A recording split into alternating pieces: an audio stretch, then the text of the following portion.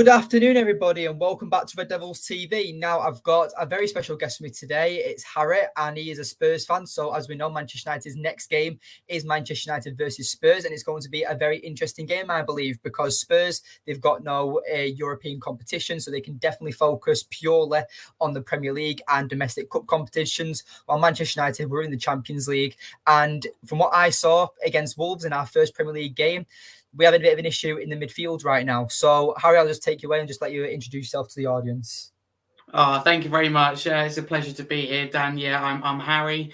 I'm a content creator on YouTube talking about Tottenham, my own channel, Sky Vs Spurs Talk. So yeah, thank you very much for this, Dan. Obviously, we've been speaking for a while, so it's great to finally find a date to do this. So yeah, really excited to get into it. Yeah, me too, pal. So like I said, let's just get right into it. So as we know, Manchester United and Spurs have been busy in the transfer market. Spurs have signed James Maddison. You've signed that Wolfsburg defender now, is it? Mickey van der Gin. Yeah, Van der Ven. Yeah, so I feel like that's a perfect signing for you guys, because for so long now, Spurs have had very mediocre centre-backs, you could say. So it definitely is a right step in the right direction. Keeper says, what's up? Nice to see you in the comments, pal. Make sure whatever questions you have for United or Spurs, just put them in the comments and we'll answer every single one of them. But anyway, like I said, let's get right into it. So with Manchester United, I saw the Wolves game, and pretty much majority of the United fans saw a Wolves game as well. And United didn't look comfortable. We didn't look confident. And that was the frustrating thing about that entire game, because I went into that game confident, thinking Manchester United would win about 3-0.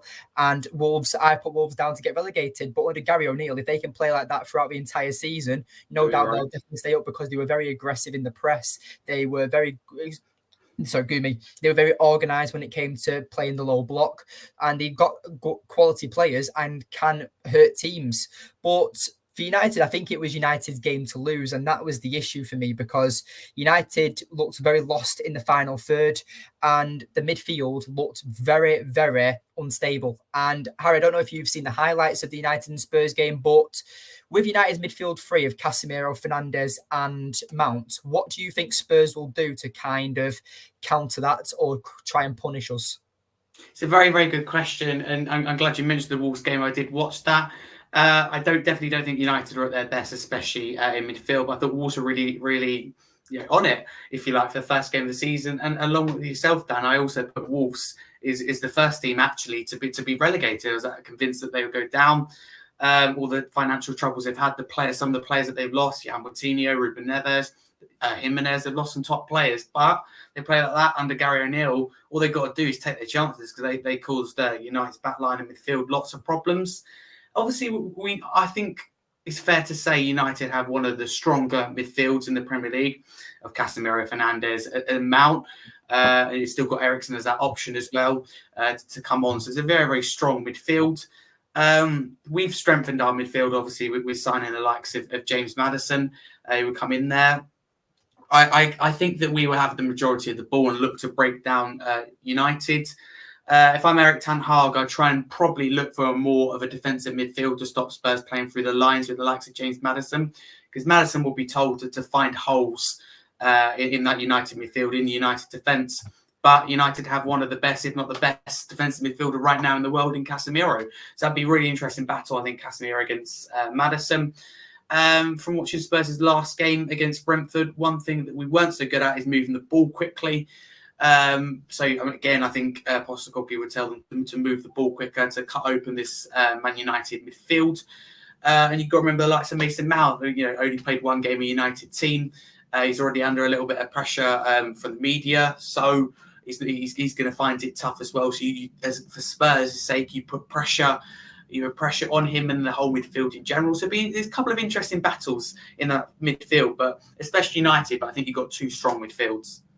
Definitely. And I mean, with is it Højbjerg, your holding midfielder? Is that his name? Yeah. So Højbjerg, I've seen quite a bit of him, and he's a very aggressive centre defensive midfielder. He does like to get stuck in tackles, and I feel like that since Eriksen left Tottenham back all them years ago, Spurs have missed that key playmaker for so long now, and now Harry Kane has unfortunately left Spurs. In your case, it's going to be a massive loss. And do you think Richarlison is good enough to replace Harry Kane? Because I sure don't, and I don't know why Spurs aren't actually looking at a new centre forward, because no doubt you've just received £100 million for Harry Kane. So I really don't know why you wouldn't invest it in another natural striker, whether he costs 30 million, 40 million, or you want to go out and spend 70 million on a striker. Because definitely at the end of the day, if you replace, you need to, if you lose a player, you have to replace it. And for me, Richarlison just hasn't been consistent enough for Everton, and let alone Spurs. But what are your thoughts on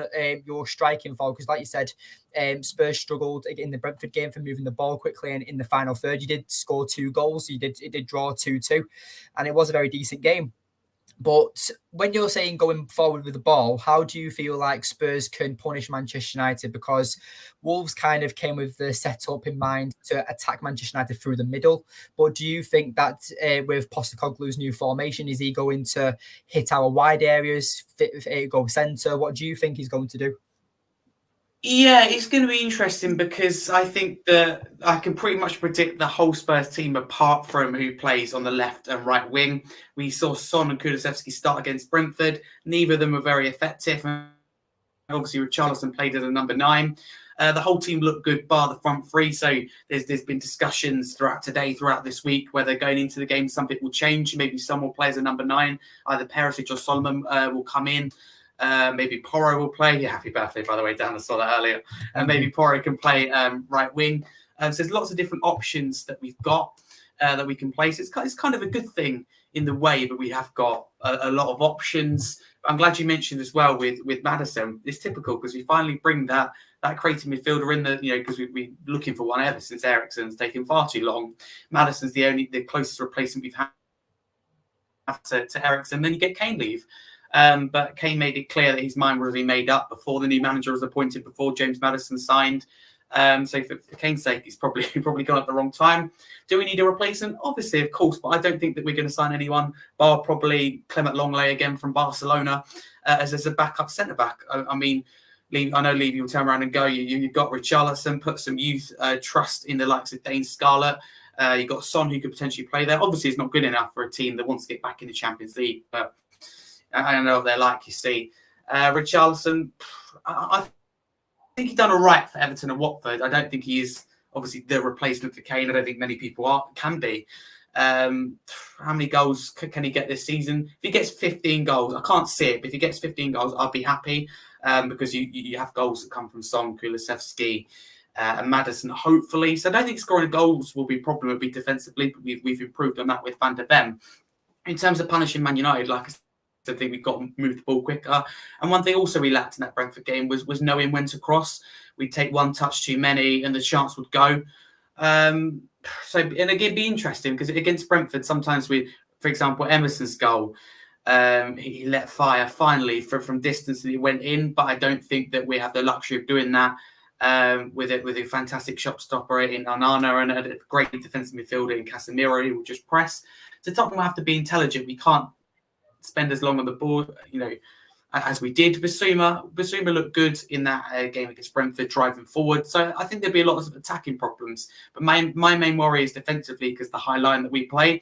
And if we're going to play with attacking fullbacks such as Adoki, right-hand side, maybe Emerson, again, not the best defensively. You've got, for me, one of the best passers of the world in Bruno Fernandes. And you can't get anyone more in form right now than Rashford. He had an excellent season last season. He punished Tottenham, because Brentford done that twice, 2 mistakes, and we've got a goalkeeper who looked very nervous in the first game, fair to say the least. So United will be fancying their opportunities, but at the same time, obviously Spurs are focusing on the league. United have got more competition to play for. It's a big year for Ten Hag. He's been given signings like Mount. Holland as well, so it's going to be interesting to see, but it'll be an interesting game for sure. I think there'll be goals in it. Definitely. I mean, obviously, I'm always going to back Manchester United. I've gone for a 2-1 victory for Manchester United because I just believe that Spurs, you can't counter out. Obviously, you could say that they're still in the new manager bounce type, like theory. And it's Postecoglou, whether you think he's going to succeed or not. I mean, Scottish managers, well, managers that have come from the Scottish League, haven't relatively succeeded, unlike Sir Alex Ferguson, you could say about that. But again, Postecoglou, he definitely plays a more style attacking type football. So that's what Spurs have missed for so long. Obviously, you've had Conte, who's very defensive, and you had Jose Mourinho as well. So not natural attacking managers who want to play forward-thinking football. So no doubt this is a bit exciting for Spurs fans. But keeper here has just said that Ndoye looked good against Brentford too, that's for sure. Yeah. What I know about Ndoye is that he's the Italian left wing back, and he's good at going forward. And for me, he's kind of like a much better version of Perisic. Now, I don't know if you've kept Perisic. I've not really looked at if you've kept Perisic or not. But with Perisic, I think he's very fast. He's very strong. And I feel like that he's only, 21, 22 years old? So you've got quite a young fullback. He's early 20s. Yeah. So with that, and I've only seen the highlights of Spurs. I've not really looked into them too much, especially in that Brentford game. But how did it? Did you play the back five, or was it the back three? Was it back four? What style of football did you play? We went to the style that Postecoglou's played his whole career, which is pretty much what I would call a 4-3-3. Apart from that, one of the midfielders in the three, Maddison, being more creative, so almost like a 4-2-3-1. If you like, and it looked good, and Udogie looked good. The only worry is obviously defensively, because Brentford, the majority of the time, our whole pitch was in their, team was in their half. And that is a worry, but that's why Van der Ven is such a clever signing. Registers as the quickest, in the defender in the Bundesliga last season. Crazy speed of over 20 miles per hour. It's crazy, the record speed that he recorded. So that makes sense. But I think we all know that Emerson's not the best defender at the best of times, and Udogie's young, he get caught further forward. So if you're Bruno Fernandes, you'll be told, look for the long ball in behind, because whenever Brentford caused us problems, Dan, it was always the long ball in behind. And you got Van der Ven, it'd be second game, he came into the Brentford game, he'd done really, really well. That was the first time he played under the system. So if United, you put the ball in behind, you test the defenders of Romero, Van der Ven, you go down Emerson's side because he has a mistake in him. Another interesting one will be who's the third midfielder for Tottenham, because against Brentford we had Skip, Basuma and Maddison. I think Basuma and Maddison are, definitely going to start, but I don't know with the third player here. Go with Sarr, could go with Skip, could go with Højbjerg. So that'd be interesting. Højbjerg will be, I think, more the defensive option, but he has very strong links to Atletico Madrid. So I don't know if he'd be gone by then. But I'm glad you also mentioned Perisic. Postecoglou's been used in kind of coming off the bench for Son as that left winger, which has been his natural position. And Perisic has lots of experience, lots of know-how. He knows how to see out a game. He knows how to put a cross in. He has great deliveries. I think he's a very key player that we keep in and around the team. If Son picks up an injury. So we've had a good window. We've now got those options, and we've got players that look good, but like you said, second game under a new manager, there's going to be mistakes. New goalkeeper, new back line, new system completely. If United intelligent players, Fernandes, you test Vicario as well from distance, because I thought he was good against Brentford, but again, he's under heavy criticism from Tottenham fans already about not calming down, because he's very rash and was always outside of his box. He almost played a bit like Ederson, but not obviously as settled. So Erik Ten Hag, I'm sure, will look at that and how to take advantage of that. But it's going to be a great game. I'm really looking forward to it. Yeah, definitely. And I put on Twitter last night saying that this is the game that everyone wants to watch. You don't want to watch the two oil clubs in Newcastle and City. You want to watch the two teams with terrible owners, still in a rebuilding stage, and it's going to be a great game. But I want to keep this comment up here from Saivash. Sorry if I pronounced your name wrong, but he said, I'm 100% sure that Man United will bring in another 30-year-old striker. Now, you know what? If United were to do that, I would not be opposed to it, because for me, Martial is built like a poppadom. He breaks at any given opportunity. Højlund is a young striker who's going to come into the Premier League, and despite him having a low scoring tally, I've watched him many times for Atalanta and Denmark, and I think he's a very good striker, and definitely under Erik Ten Hag, he can definitely become a very good prospect and developmental player. But I do believe that United need another striker, whether it's an experienced striker for 1 year. And this is I was literally about to mention that Teramani from Porto is an absolute brilliant striker, and for the age and price, like, you probably cost you about 15 million. He's such a cheap striker and would be brilliant for you for bringing on if you need an extra goal or just starting the game if Højlund is injured, for example. So he's definitely a player that could hold his own. And I feel like for a 1-2 year deal, that would be a very decent player that we could go for. But right now, Manchester United, we're currently on a transfer block where the Glazers just aren't spending any extra money on our players. We're looking at Amrabat, who have been linked to for the last 4 weeks now. And again, keeper age, literally just a mind reader just saying that, but we have to sell Scott and Doné for crying out for a midfielder. So United right now, we're in a transfer block. We're not selling any players, and the Glazers have pretty much come out and said that unless we sell players, we're not going to buy anyone. So this is why the United fans, I mean, so many rival fans will say, why are United fans moaning? Because at the end of the day, you're still spending £200 million on each summer window. But we're like, yeah, but that's the money we've generated as a club. It's not coming out of the Glazers' pocket. Yeah. The Glazers are actually taking money out of the club and putting it in their own pocket. So this is the frustration with United fans. And this is why I don't understand when rival fans are like, why are they protesting? Why are they doing this? Why are they doing that? And for me, it's just a clear-cut day for why we protest, because the Glazers don't offer anything. They don't take money out of their own club, and they don't take accountability of their club almost. Yeah, and you look at United's training ground and their stadium as well. You know, as a Spurs fan who's obviously upset with the owners, the way they go about things, silly things like the increase in match ticket prices, and all the things that Daniel Levy mistakes he's made for nearly 23 years now. But we've got a new stadium, which is one of the best, if not the best in the world, and one of the best training grounds, up-to-date facilities. So that's all I've always thought. If Qatari owners are going to come in, you would probably buy Tottenham because of the new facilities. I think you would, though it'd be, I think, cheaper initially, probably just to buy Man United. When you add on the new stadium, the new training ground, everything needs to be done. And ultimately, Glazers are taking money out of United. They may spend money, but I think United also, some of the signings are quite wasteful. And obviously taking money out of the club, need to update facilities. So I think the United fans have every right to feel anger towards the Glazers. They've had them for a long while. They're not budging. They're not helping. They're limiting the club's progress at the end of the day. And we all know Ten Hag's the top manager. United have some top players in the team. And that team, with a little bit of investment and owners that care, can easily be fighting for a title. But yeah, that's all that's needed. And that's the frustrating thing, because we've got the right manager. We're going through a very good rebuilding process now. I mean, Erik Ten Hag completely set his standards by getting us third place last season and winning us the League Cup, which was a brilliant season for Manchester United, considering the season before was our worst finish in Premier League history, where we got something like 54 points or something, which is an absolute terrible season. Wow. But at the end of the day, I want to talk about the game now, because obviously Manchester United do face Spurs on Saturday.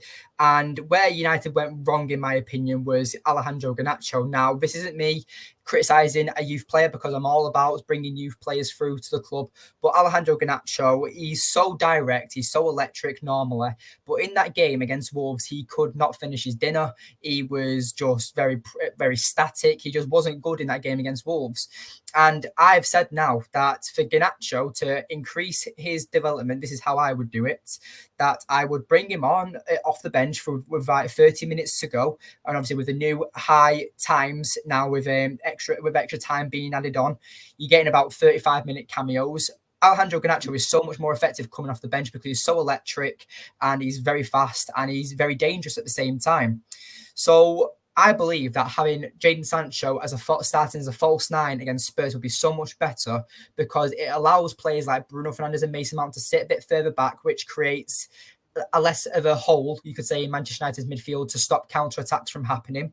Jadon Sancho will be that forward that isn't going into their box, but he'll be drawing out defenders. And then you've got Antony and Rashford, who will be making them inside runs, cutting inside and getting in behind your defensive line. And like you said before, with Bruno Fernandes hitting them long balls, trying to expose your defence, that's how I believe we should beat Spurs. But do I think Erik Ten Hag will change it? Probably not, because he's proven that he's very stubborn. He's proven that he's a methodical type manager. So at the end of the day, I am looking forward to this game and seeing what Erik Ten Hag does change. The only issue is for me now is the midfield, because I like Mason Mount. I don't understand the signing, but I back the signing, if that makes sense, because I get it. Mason Mount was brought in to be the replacement for Christian Eriksen, because this is probably going to be Christian Eriksen's last season for Manchester United. But whether you like it or not, United fans, Mason Mount is our marquee signing. We've given him the number 7. We've spent nearly £60 million on him. So whether you like it or not, he is our marquee signing for this summer. And I believe that with a player like Amrabat, who's going to cost you about £30 million, is a complete engine-type midfielder and will be absolutely perfect and bring complete balance to our midfield. And that's what Manchester United's midfield is right now, is very unbalanced. But, Harry, I'll ask you now, what do you think is Spurs' strongest 11 for going into this game? Oh, it's an interesting one. So Postecoglou could experiment. If he's going to change anything, it would probably be either wingers or midfield. In terms of the lineup that I would go with, I'd go with Vicario in goal. I'd go with Emerson right back. He's slightly better defensively than Porro. Still not great. Left back, I'd go with Adoki. I'd go with obviously Van der Ven and Romero. Centre back, midfield, I'd go with Basuma, Maddison, and Højbjerg if he's still here. Just because Højbjerg's that more defensive option here, is stop the likes of Mount and Fernandes causing problems in behind. Or if United had to play with false 9, potentially with Sancho, I think that's a great idea. Then Højbjerg could prevent that. And this is where it gets interesting with the front 3. Son, obviously, is captain. He starts regardless. So probably I'm thinking Son, Richarlison, and maybe Porro coming off the right or someone coming off the right, because Kulusevski wasn't very effective against Brentford at all. And I think he could be effective off the bench. I think Son will only start because obviously being captain. Yeah, let's go with Porro because I think he could be more forward thinking. And you've got Solomon, Perisic, and Kulusevski off the bench if you need them. So that's probably for me our strongest 11 right now, considering the type of game. Kulusevski is just more of a slower and predictable winger. He has great qualities, better probably against smaller teams, but United will just figure him out. I just don't think he will have what's needed to break down United. So that's probably my strongest 11. But with Sancho, that is definitely what I would do. But personally, as a Spurs fan, I definitely fear Garnacho more than Sancho. But if you bring Garnacho off the bench, we all know his speed, his skill, his audacity, if you like. So he'll cause problems in the last 25 minutes, half an hour of the game, regardless of the score. So I think that's a fantastic idea that makes so much sense. Fernandes dropping deeper, long ball in behind. It will work. Yeah, definitely. And obviously with, Keeper just asked me a question. Speaking of right wing, will you keep Antony or sell him, Dan? That's a good question, because Antony's only had one season at Manchester United, and I have said this on previous shows, so I do appreciate your question, Keeper. But I want to say that I always give players 3 seasons, and then if they don't succeed or don't play consistently well, then I want them to go. But the reason why I feel like Antony and Sancho had such underwhelming careers at Manchester United so far is because they're not direct enough. You look at wingers like Garnacho, Rashford, Saka, even Son, and you've got Diaby now at Villa. All these wingers that will run at defenders, put them on the back foot, and are confident and have the poacher's instinct and know what they're going to do before we do it. Antony, you know what he's going to do. He's a one-trick pony, cuts in on his left and tries and shoots. He hardly makes a cross. He hardly... A bit like Kulusevski. We have exactly hardly uses his right foot either. So with Antony, I do see him improving, and I feel like that if you want to be a player like Antony in the Premier League, you have to have the technical ability to be spot on every single time. Look at Riyad Mahrez, not very blistering, pacey winger, but went on to win a title with Leicester and multiple with Manchester City. And he went on to be one of their brilliant goal scorer for them. So I do believe Antony could be a much more Mahrez type player for us.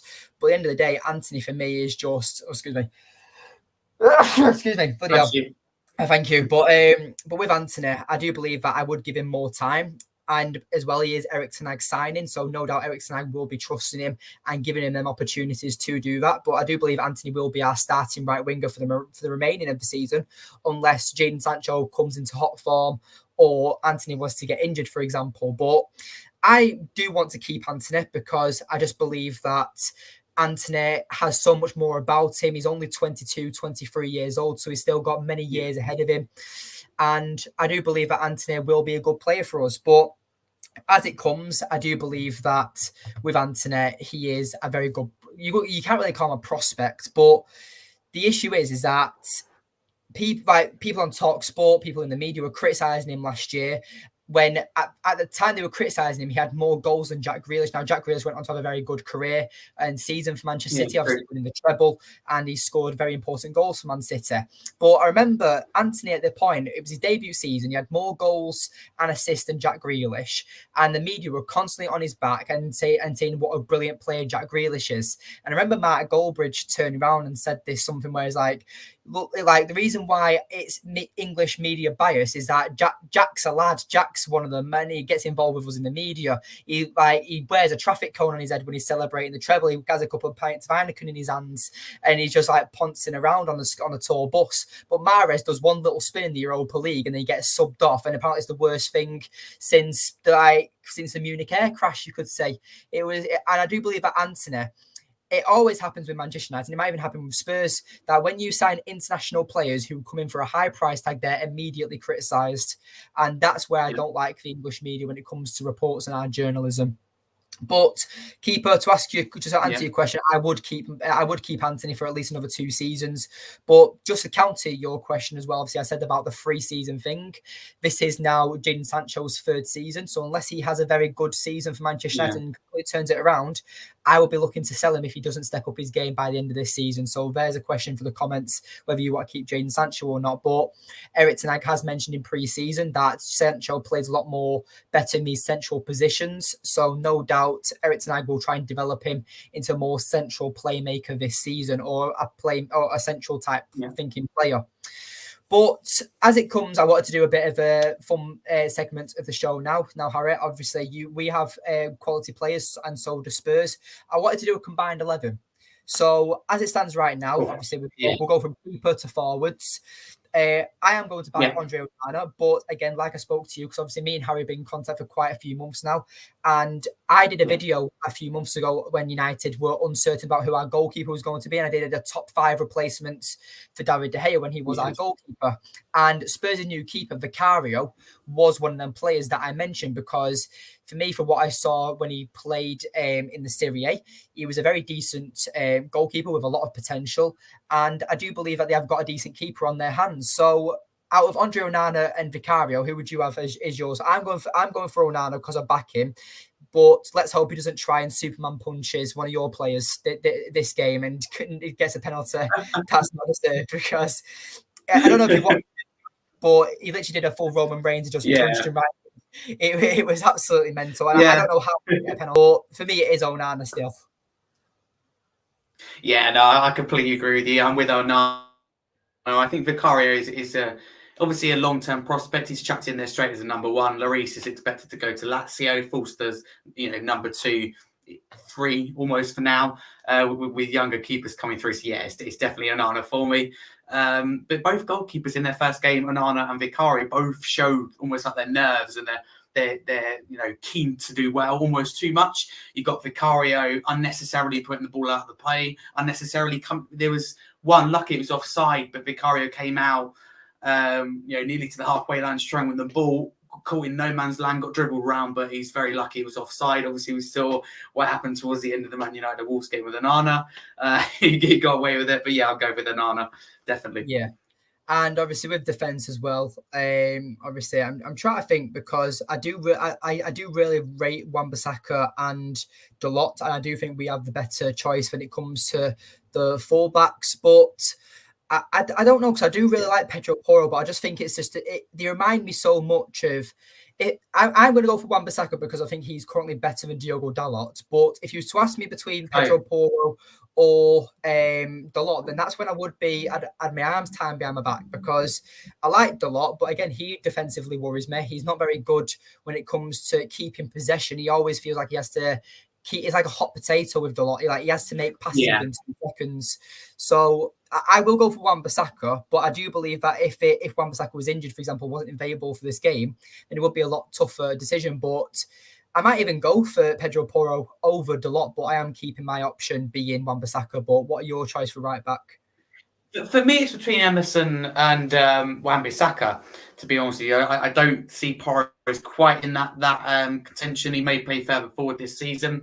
Dalot not quite. It's a tough with Wan-Bissaka. I probably don't watch him enough to know. I'm going to go with Wan-Bissaka but I think it's very tight. Yeah, because again, I mean, with Emerson Royale, he was pretty much on it. He was pretty much on his way out of Spurs' door, wasn't he? Quite a lot of Spurs fans were turning their back on him, and I do believe that with Royale is a very decent fullback and does have his moments. You could say like the goal against Brentford, he does have his moments where he can do something like that, and he is a very decent one. He did score quite a few goals for us like that last season as well. So I do, because I remember I had him in my FPL. I didn't watch any of the league games, and I realised Real got me like 13 points in a game, and I was like, this is absolutely brilliant. I don't even know what he's done. I remember we had a very good game that game, but the centre backs now. This is where for me it gets very difficult, because I really like Rafael Varane and I really like Martinez, but Romero, World Cup winner, very aggressive, very quality centre half. Keeper said it here. Christian Romero and Martinez at centre back. I don't want to be biased. I think when it comes to consistency, you do have to go for Romero and Martinez. Varane's injuries are very concerning. He does get injured quite often. Yeah. They're not very severe injuries, but he does miss at least 8 to 10 games a season for Man United when it comes to his injuries and his fitness. So it is a bit of a challenge. So I would say when it comes to quality, I will pick Varane and Martinez. But when I'm going off consistency, and that's what I'm about, because again, before we talked about Martial, about how he's built like a poppadom and that he's literally hardly available for Manchester United. So, I do believe that Romero and Martinez are my options. I do agree with keeper here. But, Harry, what are your options? Yeah, I'm definitely going to go with Romero as the right centre-back. For the left centre-back, for me, it's between Martinez and Van der Ven. I like what I've seen of Van der Ven at Wolfsburg. Obviously, he's only had one game. I think if we were asked this in the reverse fixture at Old Trafford, I to be honest with you, I think it will be Van der Ven. Appreciate that. Cheers. So I think eventually it will be Van der Ven, but right now you have to go with Martinez. You can't. It's not fair for me to say Van der Ven's in there after watching him for one game. I didn't spend much time watching him for Wolfsburg, because, not being funny, I think I've got better things to do with my time than watch Wolfsburg play a normal league game with a player that you aren't linked to at the time. So, I agree with you so far, backline of Martinez and Romero, 2 centre-backs. Yeah, and I feel like that's a very decent option. Obviously, both Argentinians, both won the World Cup together. So, it's quite a bit of I believe it's quite a decent pairing. And I do really like Rafael Varane. And obviously, he scored the winner against Wolves. And no doubt he's a very important player for us. But I just think when you've got to go for consistency, you can't be biased. And that's what I try not to be. And I do really rate Romero. And I just feel like when it comes to quality, that's what I'm saying, that Varane is better. But I just feel like with Romero, he was your number one choice. He's probably one of the first players on your team sheet when it comes to being the Spurs. So I do think Romero is a very decent player, and he's not the tallest. He's only about 6'1", isn't he? 6'2", Romero. So I know he's not like the very tall. He's not the tallest. Yeah, so I feel like with like this Mickey Van de Ven that you've got, he's very tall. He's like 6'4", 6'5". He's absolutely massive. So they'll kind of counter each other out when it comes to their limitations. So obviously Van de Ven will be very good aerially, and Romero will be very good when it comes to the more tackling and stuff. But left back now, so because like you said, we're going to the 4-3-3 formation. But I'm going to back Luke Shaw again, Man United fan. But I just think that right now with Spurs, I can't really think about their left backs. Ben Davies, I don't even know if he's still Is he still at the club, Ben Davies? So yeah, we've actually got lots of left backs, Dan. But it's actually the quality, because we've actually, to be honest with you, forgetting injuries at the moment, we've got Davis, Sessegnon, Adoki, Reguilon, and Perisic. You could all play in that left back slot, but Sessegnon's injured. Perisic is playing further forward, and Reguilon doesn't seem to look fantastic. Put it that way. So yeah, Davis is still around for now, but he's one of the players that apparently Tottenham will consider offers for. So he might not be here for much longer. yeah, but and obviously you've got this in Doogie as well, who's kind of a left wing back. But like you said, he worries you defensively. But I am going for Luke Shaw. But what is your choice? Are you going to back a Tottenham player, or do you think that Spurs, or would you choose Luke Shaw? I'm gonna go different here. I wasn't planning to pick Adoki. Personally, not the biggest fan of Luke Shaw. I think I think he can put a good performance in, but in terms of consistency, for me, Luke Shaw's not that man. Adoki impressed me on his debut, impressed me for Udinese. So for that reason, slightly more risky because he's more forward thinking. But I am going to go with Adoki.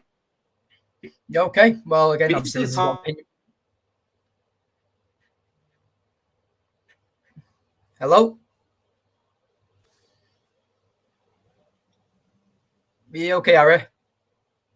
Did you hear what I said before I went? No, you cut out, Paul, unfortunately. Oh, they cut off. I said I'm going to go with Adoki. It's a slightly riskier choice. I like what I've seen for Udinese against Brentford.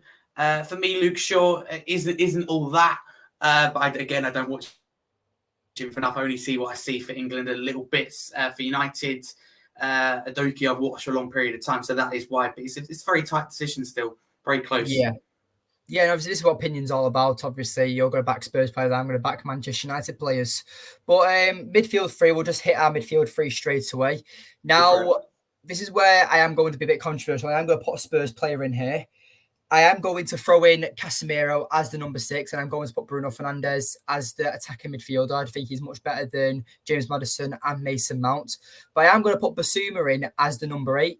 Now, I feel like Basuma... Okay. I mean, I wanted him when he was at Brighton. I think he's a very quality holding midfielder, and I feel like he's also very decent when he's on the ball. And I feel like that this is what United are missing in their current midfield, is that engine type midfielder. And even though Basuma's more primary at number 6, I believe that him and Casemiro could interchange, and Casemiro could go forward, or Basuma could go forward, and that would help us out massively when it comes to tackling. But again, I want it to be a full Manchester United midfield, but at the end of the day, from what I've seen of Mason Mount, the reason why he got took off and Bruno Fernandes didn't is because Bruno Fernandes pretty much created that goal that got us the win. I mean, he didn't get a goal or assist because of it, but Bruno Fernandes has that one moment where he can just dink it over the entire defensive line and United score a goal from it. And that's exactly how crucial he is to Manchester United's side. And I do believe that whether it's Højbjerg or Basuma, one of them more defensive-minded players needs to be in this combined 11 midfield three, in my opinion. But yeah, mine would be Basuma, Casemiro, and Bruno Fernandes. Okay, fair enough. Mine's going to be Casemiro, Fernandes, Maddison. Obviously, he's taking a risk, more forward-thinking, but I think Miro... Oh, there you go. So I'm going to go with Maddison, in case you didn't hear, Maddison, Fernandes, and Casemiro. Casemiro will be the defensive midfielder. I think he can do it on his own. I think he's very, very strong. Big fan of him. I'm not the biggest fan of James Maddison, but I wasn't when he was at Chelsea. Don't really understand the signing in terms of because it comes with a big price tag. I think you could have got someone else, maybe because he's obviously going to be the longer term replacement for Eriksen. Could have got someone younger for the future and saves yourself a bit of money. But he is, like you say, United's marquee signing, and he could work out. But obviously, being Chelsea, Tottenham, he's not going to be ever going to be our biggest fan. But yeah, going with 2 United midfielders and 1 Tottenham. Yeah, definitely. And obviously, we'll go to the front three now. I am going to say, and this is the hard part now, because if you was to ask me what it would be a year ago, you probably would say that it would be Harry Kane, Kulusevski, and Marcus Rashford. But right now, I'm trying to think. I mean, I am going to put Højlund in. I mean, I know he's not kicked a ball for Man United yet, but I just think that this guy is going to be absolutely sensational for us. The way he presses, the fact that he's 6'3", he's powerful, he's strong, he's fast, and he's going to absolutely slot in for Manchester United. And he helps up with the build-up play as well. So for me, I would go for Marcus Rashford and Højlund. But the right winger is where the issue is now. And I love Jadon Sancho and I would put him on the right-hand side, but I am thinking Kulusevski. I mean, that form that he had when he was on loan from Juventus at you guys before you bought him on a permanent deal, arguably one of the best wingers in the league. He was absolutely brilliant. I just want to know where that Kulusevski has gone, because he was absolutely dangerous. Everyone was scared of him. He's tall, he's powerful. The fact he can cut in on his left foot and just curl one into the far post or near post, he's absolutely brilliant. So I will go for Kulusevski, not based on form, but based on the fact that I know there's a very good player there. And I do believe that Tottenham just need to kind of get his strengths going, in my opinion. Yeah, okay, fair enough. Right wing, I'm going to go with Kulusevski over Jadon Sancho. Left wing, I'm going to go with Marcus Rashford. I think that's probably the easiest one I've had to do. I love Sonny, but in terms of the left wing position, appreciate that. It's very clear that for me, Rashford last year is clear to see. But centre forward, I can't put Richarlison in, and I'm not going to put Holland in because of I haven't seen him yet. Yeah, but I'm going to put Son in that position, so then you can still have a front three of Son, Kulusevski, and Rashford. Very good. So obviously we've got complete different 11s, and let us know in the comments on who you prefer, whether it's mine or Harry's. But I also want to say massive thank you to all the comments who have been in this afternoon. Obviously, thank you for all the birthday messages. It is my birthday. I am now 20, so no longer a teenager. So that is absolutely horrible now. But I mean, I picked out a grey hair this morning, so it's hitting me already. But honestly, Harry, thank you so much for coming on. Just quickly, and if anyone else is still in the chat, score predictions. Now, Harry, I'm going for 2-1 Man United, but no doubt you're going for something different. So let me know your score prediction. I'm going to be balanced. I'm going to be 1-1, and I'll take that Postecoglou second game, first home game. Everything is new about the club this summer. Obviously, we've got a new manager, new director of football coming in, new chief football officer. On the pitch, you've got a load of new signings, completely different way of playing. So for that reason, I'm going to go 1-1, and I'll take that, to be honest with you. Take the point and move on. So it'll be very difficult, I think. It can go either way. It's going to be goals in it either way, I think. Yeah, definitely. And I do think it will be a very good game. And I mean, we've got a keeper here saying 3-2 Man United. That would be an absolute brilliant game. And then Jobs for Football also says 3-1 Man United. So I mean, you are on a United channel here, so no doubt United will probably be the more consistent winners in the comments. But again, I think it'd be the same if I went on your Spurs channel, that Spurs fans will be saying, oh, we're going to win. But again, I believe it's going to be a good game. The reason why I've only gone for 2-1 is because I just wasn't impressed from the way United played against Wolves. And Spurs are a much more higher quality opposition than Wolves. So no doubt it will be hard to break us down. But I believe with a week off, Erik Ten Hag's probably drilled into his players about what to avoid and what mistakes to fix that happened in that Wolves game, because Erik Ten Hag is constantly jotting things down on where to improve because he's an absolute brilliant manager. But honestly, Harry, thank you so much for coming on. I've left Harry's channel in the link description down below, so definitely go subscribe to him. Obviously reached 1,000 subscribers a few weeks ago, so he's absolutely smashing it and absolutely killing it. So I really appreciate you coming on, Harry. And yes, thank you for everyone that's been involved, and thank you for the birthday message as well. But have a good afternoon, everybody.